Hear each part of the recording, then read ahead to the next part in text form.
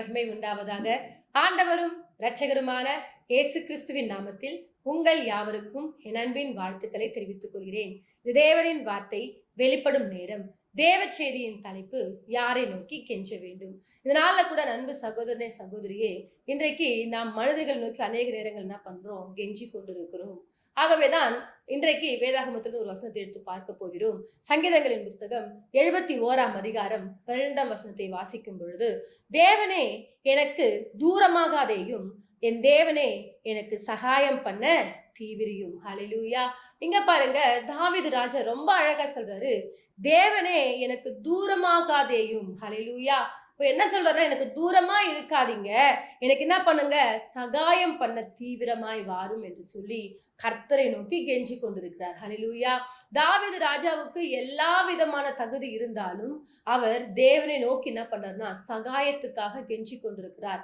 இன்றைக்கு நாம ஒரு உதவிக்காக, சகாயம் என்று சொன்னால் உதவி, அப்போ ஒரு உதவி நமக்கு வேணும்னு சொன்னா நம்ம யார்கிட்ட போய் கெஞ்சி கொண்டிருக்கிறோம்னு சொன்னா மனிதர்கள் நோக்கி என்ன பண்றோம்? கெஞ்சி கொண்டிருக்கிறோம்.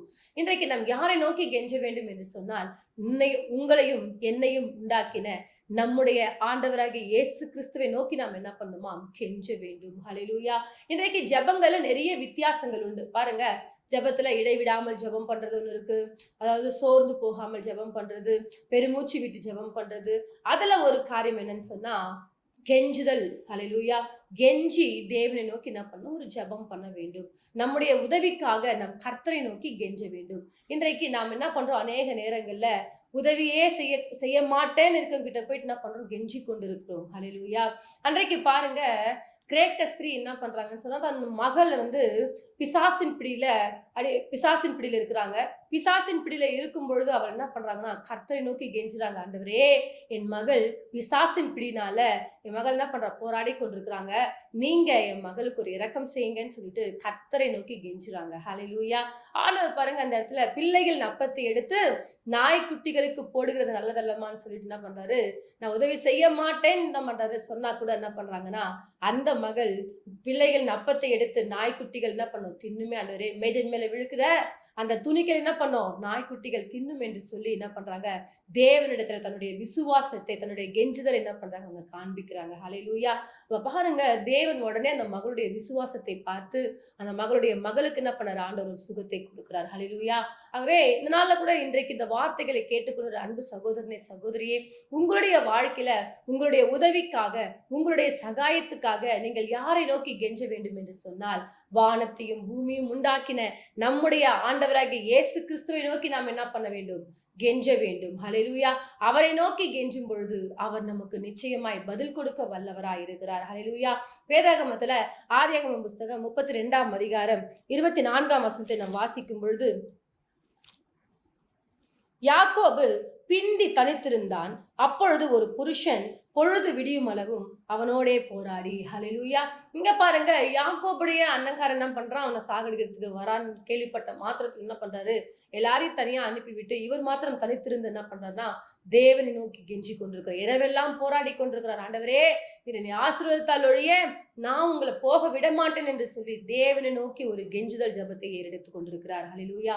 இன்றைக்கு கூட இந்த வார்த்தைகளை கேட்டுக்கொண்டிருக்கிற அன்பு தேவச்சனமே, யாக்கோபு இரவெல்லாம் தனித்திருந்து கர்த்தரை நோக்கி கெஞ்சி ஜெபம் பண்ணது நிமித்தமாய் கர்த்தர் அவருக்கு என்ன காரியங்கள் செய்யறாருன்னு சொன்னா, அதிலே 26 வசனத்தை நீங்கள் வாசிக்கும் பொழுது, அவன் நான் போகட்டும், பொழுது விடுகிறது என்றான். அதற்கு அவன், நீர் என்னை ஆசீர்வதித்தால் ஒழிய உம்மை போக விடேன் என்றார். அதுல 28 வசனத்தை வாசிக்கும் பொழுது, அப்பொழுது அவர், உன் பேர் இனி யாக்கோபு எண்ணப்படாமல் இஸ்ரவேல் என்னப்படும், தேவனோடும் மனிதனோடும் போராடி மேற்கொண்டாயே என்றார். ஹல்லேலூயா. இங்க பாருங்க, யாக்கோபு தேவ சமூகத்துல நின்று போராடி இரவெல்லாம் என்ன பண்றாரு? கர்த்தரை நோக்கி கெஞ்சி ஜெபம் பண்றது நிமித்தமாய் கர்த்தர் அவரை ஆசீர்வதித்தார். ஹல்லேலூயா. நீங்க என்னை ஆசீர்வதித்தால் ஒழிய நான் உங்களை போக விட மாட்டேன்பான்னு சொல்லிட்டு என்ன பண்றாருன்னா யாக்கோபு போராடி தேவ சமூகத்துல என்ன பண்றாரு, ஜெபித்து கொண்டிருக்கிறார். கர்த்தர் அவனுடைய ஜெபத்திற்கு கேட்டு என்ன பண்றாருன்னா, அவருக்கு ஆசீர்வாதத்தை தேவன் கட்டவிழ்த்தார். ஹல்லேலூயா. இன்றைக்கு கூட இந்த வார்த்தைகளை கேட்டுக்கொண்டிருக்கிற அன்பு தேவச்சனமே, உங்களுக்கு ஒரு உதவி வேண்டுமா? நீங்கள் யாரை நோக்கி கெஞ்ச வேண்டும் சொன்னால், ஆண்டவராகிய இயேசு கிறிஸ்துவை நோக்கி கெஞ்ச வேண்டும். அவர்தான் நமக்கு சகாயம் செய்கிற தேவன். தாவீது சொல்ல, எனக்கு சகாயம் பண்ண என்ன பண்ணுங்க, தீவிரமாய் வாங்க ஆண்டவரே, நான் உதவி இல்லாமல் இருக்கிறேனப்பா. இன்றைக்கு கூட அநேகர் பாத்தீங்கன்னா, இன்னைக்கு உதவியற்ற ஒரு சூழ்நிலையில வாழ்ந்து கொண்டிருக்கிறீங்களா? நிறைய பேர் பாருங்க, டாக்டர்களால கைவிடப்பட்டிருப்பீங்க, நிறைய பேர் கணவரால கைவிடப்பட்டிருப்பீங்க, இல்ல உங்களுடைய பிள்ளைகளால கைவிடப்பட்டிருப்பீங்க, நிறைய பேர் மனைவியால கைவிடப்பட்டிருப்பீங்க, சொந்த பந்தங்களால கைவிடப்பட்டு இன்றைக்கு புலம்பிக் கொண்டிருக்கிறீங்களா? அழுது கொண்டிருக்கிறீங்களா? உங்களுக்கு உதவி செய்யக்கூடிய ஒரு தேவன் இருக்கிறார். அவர்கிட்ட போயிட்டு முழங்கால் படிட்டு கெஞ்சி ஜெபம் பண்ணி பாருங்க. அவர் நிச்சயமாய் உங்களுக்கு பதில் கொடுக்க வல்லவராய் இருக்கிறார். ஹல்லேலூயா.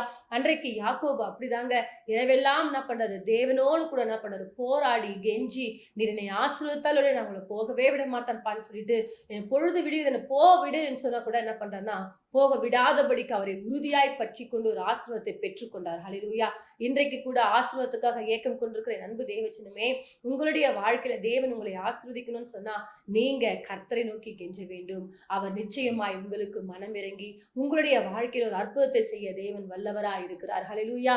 அது மாத்திரமல்ல, 2 நாளாகமம் புஸ்தகம் 32ஆம் அதிகாரம் 12ஆம் வசனத்தை நாம் வாசிக்கும் பொழுது, கர்த்தர் மனாசேயோடும் அவனுடைய ஜனத்தோடும் பேசின போதிலும் அவர்கள் கவனிக்காதே போனார்கள். ஹல்லேலூயா. இங்க பாருங்க, மனாசே ராஜையை குறித்து பார்க்கிறோம். இந்த மனாசே ராஜா யாருன்னு சொன்னா, எசேக்கியாவுடைய மகன். இந்த எசேக்கியாவுடைய மகன் மனாசே என்ன பண்றாருன்னு சொன்னா, இவர் ஒரு ராஜாவாய் 12 வயதுல என்ன பண்றாரு, ராஜாவாய் மாறுகிறார். ராஜாவாய் மாறிட்ட பிறகு என்ன பண்றாருன்னு சொன்னா, தேவனுக்கு பிரியமில்லாத ஒரு வழியில என்ன பண்றாரு, நடக்கிறார். மேல் வசனங்களை நீங்கள் வாசிக்கும் பொழுது அஞ்சனம் பார்க்கிறாரு, தன்னுடைய பிள்ளைகளை தீக்கணக்க பண்றாரு. இப்படிப்பட்ட காரியங்கள், தேவனுக்கு பிரியமில்லாத ஒரு காரியங்கள் செய்யும் பொழுது தேவன் என்ன பண்றாருன்னா, அசிரியர் கையில இவனை ஒப்பு கொடுத்துறார். கர்த்தர் எத்தனையோ அவருக்கு என்ன பண்றாரு, தீர்க்கதரிசிகளை கொண்டு உரைத்தா கூட அவர் என்ன பண்றாரு, கீழ்ப்படியாம என்ன பண்றாருன்னா, தன் இஷ்ட போன போக்கில என்ன பண்றாரு, இது நிமித்தமாய் கர்த்தர் என்ன பண்றாரு, அசிரியர் கையில ஒப்பு கொடுக்குறாரு. இப்ப அசிரியர் கையில ஒப்பு கொடுத்த பிறகு அவங்க என்ன பண்றாங்கன்னு சொன்னா, அவரை விலங்கு போட்டு என்ன பண்றாங்க, கொண்டு போறாங்க. கொண்டு போகும்பொழுது என்ன பண்றாருன்னா, அந்த இடத்துல இருந்து கர்த்தரை நோக்கி என்ன பண்றாரு, கெஞ்சி கொண்டிருக்கிறார். அதை வாசிப்போம். 12ஆம் வசனத்தை வாசிக்கும் பொழுது, இப்படி அவன் நெருக்கப்படுகையில் தன் தேவனாகிய கர்த்தரை நோக்கி கெஞ்சி தன் பிதாக்களின் தேவனுக்கு முன்பாக மிகவும் தன்னை தாழ்த்தினான். ஹல்லேலூயா. இங்க பாருங்க, மனாசே ராஜா என்ன பண்ண, இப்படி அவன் நெருக்கப்படுகையில் தன் தேவனாகிய கர்த்தரை நோக்கி என்ன பண்றாருன்னா, கெஞ்சி ஆண்டவரிடத்துல என்ன பண்றாரு, தன்னை மிகவும் தாழ்த்தி கொண்டிருக்கிறார். ஒருவேளை நீங்கள் நெருக்கப்பட்டு காணப்படுறீங்களா, வியாதியின் படுக்கையில இருக்கிறீங்களா, பிசாசின் பிடியில போராடி கொண்டிருக்கிறீங்களா, கடன் பிரச்சனை வாடி கொண்டிருக்கிறீங்களா, அநேக தேவைகள் மத்தியில நீங்கள் உதவியற்று ஒரு நிலைமையில காணப்படுறீங்களா? எப்படி அன்றைக்கு மனாசே ராஜா கர்த்தரை நோக்கி கெஞ்சி மிகவும் தன்னை தாழ்த்தினது போல, நீங்களும் கர்த்தரை நோக்கி கெஞ்சி உங்களை தாழ்த்துவீர்கள் என்று சொன்னால், தேவன் உங்களுக்கு கூட என்ன பண்ணுவாரு, மனமிறங்க அவர் வல்லவரா இருக்கிறார். இங்க பாருங்க, மனாசே ராஜா என்ன பண்றாருன்னா, கர்த்தரை நோக்கி கெஞ்சி மிகவும் என்ன பண்றாரு, தன்னை தாழ்த்தின நிமித்தமாய் கர்த்தர் என்ன செய்யறாருன்னு சொன்னா, அதுலயே நீங்க 13ஆம் வசனத்தை வாசிக்கும் பொழுது, அவரை நோக்கி அவன் விண்ணப்பம் பண்ணி கொண்டிருக்கிற போது அவர் அவன் கெஞ்சுதலுக்கு இறங்கி அவன் ஜெபத்தை கேட்டு அவனை திரும்ப எருசலேமில் உள்ள தன்னுடைய ராஜ்யத்துக்கு வரப்பண்ணினார். கர்த்தரே தேவன் என்று அப்பொழுது மனாசே அறிந்தான். ஹல்லேலூயா. பாத்தீங்களா அன்பு தேவச்சனமே, இன்றைக்கு கூட யார் ஒருத்தர் உங்களுடைய உதவிக்காக, உங்களுடைய சகாயத்துக்காக நீங்கள் தேவன் நோக்கி கெஞ்சுவீர்கள் என்று சொன்னால், உங்களுக்கு தேவன் நிச்சயமாய் மனமிறங்கி, நீங்கள் எந்த பிரச்சனையில போராடி கொண்டிருக்கிறீங்களோ அந்த பிரச்சனைகள் இருந்து தேவன் உங்களுக்கு ஒரு விடுதலை கொடுக்க வல்லவரா இருக்கிறார். ஹல்லேலூயா. அன்றைக்கு மனாசே ராஜா தன் தேவனை நோக்கி என்ன பண்றாருன்னா, மிகவும் தாழ்த்தினான். தன்னை மிகவும் தாழ்த்தினது மாத்திரமில்ல, கர்த்தரை நோக்கி கெஞ்சின நிமித்தமாய் அவன் விண்ணப்பத்தை கேட்டு, ஹல்லேலூயா, அவன் கெஞ்சுதலுக்கு மனமிறங்கி திரும்பவும் என்ன பண்றாருன்னா, அவனுடைய ராஜ்யபாரத்துல அவனை சேர்க்கிறார். ஹல்லேலூயா. பாருங்க, இன்றைக்கு நீங்கள் இழந்த எல்லா விதமான ஆசீர்வாதங்களை நீங்கள் மறுபடியும் பெற்றுக்கொள்ளணும்னு சொன்னா, நீங்க ஒரு காரியத்தை செய்ய வேண்டும், தேவனை நோக்கி சகாயத்துக்காக கெஞ்ச வேண்டும். ஹல்லேலூயா. இன்றைக்கு யார் ஒருத்தர் அப்படி நீங்கள் கெஞ்சி கொண்டிருக்கிறீங்களோ, உங்களுக்கு தேவன் நிச்சயமாய் பதில் கொடுக்க வல்லவரா இருக்கிறார். ஆகவே சோர்ந்து போகாதீங்க. எனக்கெல்லாம் ஆண்டவர் உதவி செய்வாரா, நான் இப்படி இருக்கிறேனே, என் சூழ்நிலை இப்படி காணப்படுதேன்னு சொல்லிட்டு அநேக நேரங்களை புலம்பிக் கொண்டிருக்கிறாதீங்க.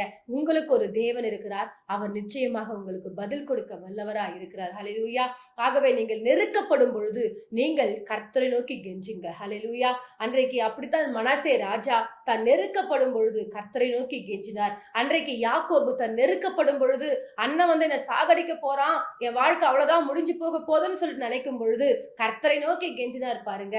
அவருக்கு தேவன் ஒரு ஆசீர்வாதத்தை கட்டளையிட்டார். ஹல்லேலூயா. இஸ்ரவேலை ஆசீர்வதிப்பதே கர்த்தருக்கு பிரியம் என்று சொல்லி அவர் பெயர் பெற்றுக் கொண்டார். ஹல்லேலூயா. இன்றைக்கு கூட உங்களுடைய வாழ்க்கையில ஆசீர்வாதங்கள் வேண்டுமா? நீங்கள் யாரை நோக்கி கெஞ்ச வேண்டும் என்று சொன்னால் கர்த்தரை நோக்கி கெஞ்ச வேண்டும். ஹல்லேலூயா. ஆகவேதான் தாவீது ராஜாவுக்கு நல்லா தெரியும், எனக்கு ஒரு சகாயம் செய்கிற ஒரு தேவன் இருக்கிறார், அவரை நோக்கி நான் பார்த்தால் தான் எனக்கு சகாயம் கிடைக்கும் என்று சொல்லி அவரை நோக்கி என்ன பண்றாரு, கெஞ்சினார். ஆண்டவரே எனக்கு சகாயம் பண்ணனா பண்ணுங்க, தீவிரமாய் வாங்கப்பான்னு சொல்லிட்டு கர்த்தரை நோக்கி என்ன பண்றாரு, தாவீது கெஞ்சினார். ஹல்லேலூயா. தாவீதுடைய ஜெபத்தை கர்த்தர் கேட்டு தாவீதுக்கு கர்த்தர் மனம் இறங்கினார். ஹல்லேலூயா. இன்றைக்கு கூட கர்த்தர் உங்களுக்கு மனம் இறங்க வேண்டுமா? நீங்கள் தேவனை நோக்கி கெஞ்சுங்கள். சகாயத்துக்காக தேவனை நோக்கி என்ன பண்ணுங்க, ஒவ்வொரு நாளும் கெஞ்சி ஜெபம் பண்ணுங்க. ஹல்லேலூயா. ஜெபத்துல என்னங்க, கெஞ்சுதல் எல்லாம் ஒரு ஜெபமாங்க? ஆமாங்க. ஜெபம் பண்ணும் பொழுது கெஞ்சுதல் வேண்டும். ஹல்லேலூயா. இப்ப பாருங்க, உதவியே செய்ய மாட்டேன்னு சொன்னா கூட நம்ம போய் தொடர்ந்து போயிட்டு கெஞ்சி, ப்ளீஸ் கொஞ்சோண்டு எனக்கு ஹெல்ப் பண்ணுங்களேன்னு சொல்லிட்டு நம்ம கொஞ்சம் கெஞ்சி கேட்போம் என்று சொன்னால் மனம் இறங்காதவர்களும் என்ன பண்ணுவாங்க, மனம் இறங்குவாங்க. ஹல்லேலூயா. இன்றைக்கு கூட உங்களுடைய வாழ்க்கையில உங்களுக்கு ஒரு அற்புதம் நடக்க வேண்டுமா? நீங்கள் தேவனை நோக்கி கெஞ்ச வேண்டும். ஹல்லேலூயா. அது மாத்திரமல்ல, எஸ்ராவின் புஸ்தகம் 10ஆம் அதிகாரம் 1ஆம் வசனத்தை நாம் வாசிக்கும் பொழுது, எஸ்ரா இப்படி விண்ணப்பம் பண்ணி அறிக்கையிட்டு அழுது தேவனுடைய ஆலயத்துக்கு முன்பாக தாழ விழுந்து கிடக்கையில் இஸ்ரவேல் புருஷரும் ஸ்திரீகளும் பிள்ளைகளுமான மகா பெரிய சபை அவனிடத்தில் வந்து கூடிற்று. ஜனங்கள் மிகவும் அழுதார்கள். ஹல்லேலூயா. இங்க பாருங்க, எஸ்ராவை குறிச்சு பார்க்கிறோம். எஸ்ரா என்ன பண்றதுன்னா, இஸ்ரவேல் ஜனங்கள் தங்களுடைய இஷ்ட போன போக்குல என்ன பண்றாங்க, வாழ்ந்து கொண்டிருக்கிறாங்க. கர்த்தரை தேடாமல் பாகால்களை பணிந்து கொண்டிருக்கிறாங்க. இதை பார்த்துட்டு என்ன பண்றாருன்னு சொன்னா அவருக்கு ஒரே வருத்தம். போய் சொல்றாரு, இந்த மாதிரி கர்த்தர் தேவன், அவர் தான் நீங்க தேட வேண்டும் என்று சொல்லி, அவர் தான் நம்ம இப்படி எல்லாம் வழிநடத்தி கொண்டு வந்தார், நீங்கள் அவரை தேடாமல் உங்கள் இஷ்ட போன போக்குல வாழ்ந்து கொண்டிருக்கிறீங்கன்னு சொல்லிட்டு எஸ்ரா என்ன பண்றாரு சொல்றாரு. ஆனால் யாரும் என்ன பண்ணல, கீழ்ப்படியாம என்ன பண்றாங்க, பாகால்களை வணங்கி கொண்டிருக்கிறாங்க. அதை பார்த்து என்ன பண்றாரு, போயிட்டு தேவ சமூகத்துல போயிட்டு அழுது என்ன பண்றாரு, இரவெல்லாம் போராடி தேவ சமூகத்துல கெஞ்சி ஜெபம் பண்றாரு. ஹல்லேலூயா. அவர் போயிட்டு இரவெல்லாம் கர்த்தரை நோக்கி விண்ணப்பம் பண்ணி, ஆண்டவரே நாங்களும் எங்கள் ஜனங்களும் பாவம் செய்தவர்கள், ஒரு விசையா எங்களை மன்னிங்கன்னு சொல்லிட்டு, எங்க அக்கிரமங்கள்லாம் மன்னிங்கன்னு சொல்லிட்டு பாவ மன்னிப்பு கேட்டு தேவ சமூகத்துல போயிட்டு இரவெல்லாம் அழுது தேவனோடு கூட என்ன பண்றாரு, போராடி ஜெபம் பண்ணி கொண்டிருக்கிறார். எஸ்ராவின் ஜெபத்தை கேட்டு கர்த்தர் என்ன பண்றாருன்னா, அவர் ஒரு நாள் இரவுல ஜெபம் பண்றாரு. மறுநாள் காலமே சமஸ்த சபை என்ன பண்றாங்கன்னு சொன்னா எஸ்ராக்கு முன்பாக வந்து நின்று, ஹல்லேலூயா, நாங்கள் தேவனுக்கு விரோதமாக நாங்கள் பாவம் செஞ்சுட்டோம், எங்களை மன்னிச்சிருங்கன்னு சொல்லிட்டு எல்லாரும் என்ன பண்றாங்கன்னா சமஸ்த சபையும் எஸ்ராவிட்ட வந்து என்ன பண்ற, மன்னிப்பு கேட்டு நாங்கள் இனி தெய்வத்தையே பணிந்து கொள்வோம் என்று சொல்லி தேவனுடைய நாமத்தை அந்த இடத்துல மகிமைப்படுத்தினார்கள். ஹல்லேலூயா. இப்ப பாருங்க, யார் ஒருத்தர் கெஞ்சி ஜெபம் பண்றோமோ தேவன் அவர்கள் விண்ணப்பத்தை கேட்டு அவர்களுடைய வாழ்க்கையில ஒரு அற்புதத்தை செய்ய தேவன் வல்லவராக இருக்கிறார். அன்றைக்கு எஸ்ரா இரவு போராடி ஜெபம் பண்ணாரு. மறுநாள் காலமே இஸ்ரவேல் ஜனங்கள் எல்லாம் வந்து கர்த்தருடைய நாமத்தை தொழுது கொண்டார்கள். ஹல்லேலூயா. அதே போல இன்றைக்கு உங்களுடைய வாழ்க்கையில கூட உங்களுடைய குடும்பத்துல யார் கர்த்தரை தேடாம இருக்கிறாங்க, நீங்க என்ன பண்ணும், அதை பார்த்து என்ன பண்ணும், தேவ சமூகத்துல ஒரு நாள் இரவு கண்ணீர் விட்டு ஜெபம் பண்ணி பாருங்களேன். தேடாத உங்கள் கணவர், தேடாத உங்கள் மனைவி, தேடாத உங்கள் பிள்ளைகள் எல்லாரும் என்ன பண்ணுவாங்க, கர்த்தரை தேட ஆரம்பிப்பார்கள். ஹல்லேலூயா. என் கணவர் குடிச்சு கொண்டிருக்காங்க, ஒரே பிரச்சனை பண்ணி கொண்டிருக்கிறாங்க, நான் மட்டும் தாங்க சபைக்கு போய் கொண்டிருக்கிறேன் அப்படின்னு சொல்லிட்டு அநேக மனைவிமார்கள் போராடி கொண்டிருக்கிறீங்களா? நீங்கள் ஒரு நாள் இரவு எஸ்ராவை போல பாவ அறிக்கையிட்டு நீங்கள் ஜெபம் பண்ணுவீர்கள் என்று சொன்னால் உங்களுடைய பிள்ளைகள், உங்களுடைய கணவர், உங்களுடைய சொந்த பந்தங்கள், உங்களுடைய தாய் தகப்பன் எல்லாரும் என்ன பண்ணுவாங்க, கர்த்தரை தேடி தேவனுடைய நாமத்தை மகிமைப்படுத்துவார்கள். ஹல்லேலூயா. ஆகவே இன்றைக்கு கூட நாம் எப்படி தேவனை நோக்கி சகாயத்துக்காக ஜெபிக்க வேண்டும் என்று சொன்னால் கெஞ்சிதலோடு, ஹல்லேலூயா, கெஞ்சி தேவ சமூகத்துல கர்த்தரனுக்கு அற்புதத்தை செய்யற வரைக்கும் நான் அவரை விடமாட்டேன் என்று எப்படி யாக்கோபு போராடி ஜெபம் பண்ணாரோ அதே போல நீங்க கூட இன்றைக்கு தேவனை நோக்கி கெஞ்சுவீர்கள் என்று சொன்னால் தேவன் நிச்சயமாக உங்களுடைய வாழ்க்கையில் ஒரு பதில் கொடுக்க வல்லவராய் இருக்கிறார். ஆகவே நண்பு தேவச்சனமே, உங்களுக்கு சகாயம் பண்ண ஒரு தெய்வம் ஆயத்தமா இருக்கிறார். ஹல்லேலூயா. அன்றைக்கு மனாசே ராஜாவுக்கு தேவன் எப்படி சகாயம் செய்தாரோ அதே போல இன்றைக்கு உங்களுக்கும் தேவன் சகாயம் செய்ய வல்லவராய் இருக்கிறார்.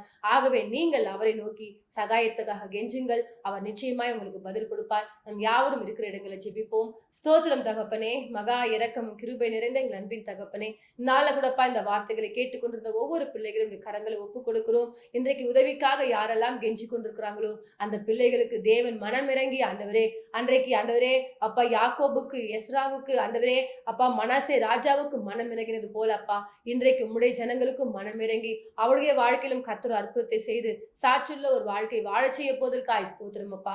தேவ கரம் அவர் கூட இருக்கட்டும்.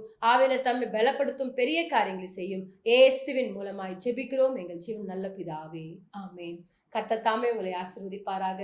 God bless you.